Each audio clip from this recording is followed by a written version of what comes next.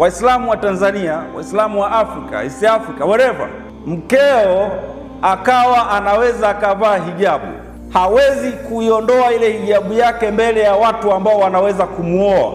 Lakini when it comes to a special excuse, amepelekwa hospitali akakutana na daktari akamwambia, sasa vua nguo zako niweze kukuattend. Shekhe, uko nje, tasbihi yako unavuta, lakini you have taken your children to school waende wakasome sheria. Kipindi hiko sheria itakuwa sio faradhi kwao. Kipindi hiko ni kutafuta immediate solution ya kuwapata madaktari wa kike watakaokuja kutengeneza hadhi ya mwanamke wa Kiislamu au hadhi ya mwanamke kwa kumtreat mwanamke akawa treated na mwanamke na mwanaume akawa treated na mwanaume.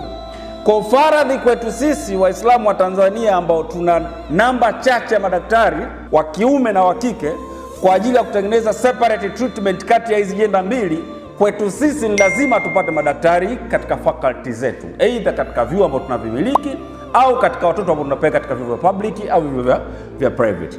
Kwa depending on the nature of the problem, kutegemeana na asili ya tatizo husika au changamoto husika katika jamii husika, elimu itakayokuwa ni faradhi kwao ni ile itakayokuja kutatua changamoto iliyopo katika eneo husika.